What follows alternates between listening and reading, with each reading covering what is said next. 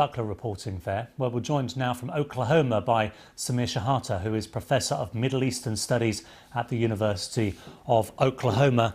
First of all, can I just get your reaction to that reporting from the BBC's diplomatic correspondent that Britain and the United States are considering boycotting that investment conference and that there is a possible statement of condemnation by Western allies? How much concern will that cause in Riyadh, do you think?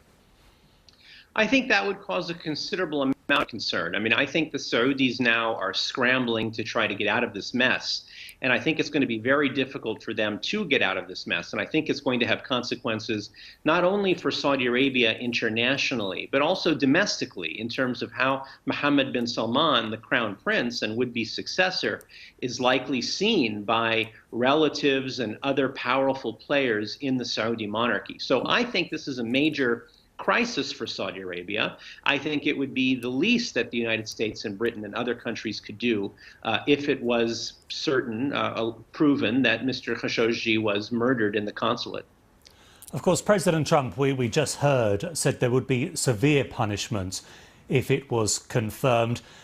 Do you really get the sense, though, that he wants to act, given that he also keeps restating how important trade and investment is? No, he doesn't want to act. And of course, we've seen this not just with Saudi Arabia, but with other countries that President Trump has been very positive towards that have abysmal human rights records and have no regard for democracy or human rights or rule of law.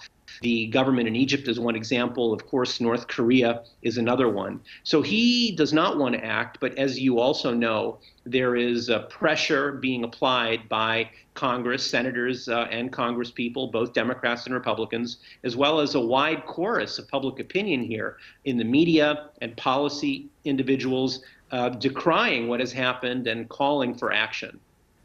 Yeah, you mentioned the public there, because I think it's fair to say that a majority in the United States have deep-seated suspicion about Saudi Arabia as a country.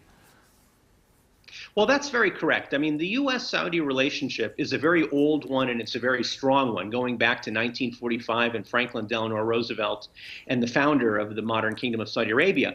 But it's always been at the elite level among those people in Washington, in government, as well as business and oil interests.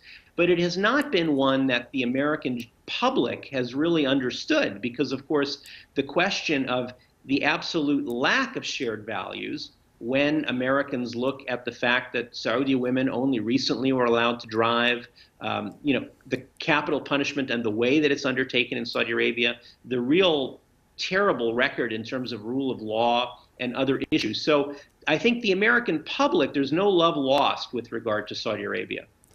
And just going back to Mohammed bin Salman, does this change how people are going to look at him? Because over the last year, we've been on the receiving end of somewhat of a PR campaign, haven't we? Oh, I think a very successful and effective one, unfortunately. Many have been taken in by the promises of reform and women driving and movie theaters opening up in Saudi Arabia and a young prince and so on.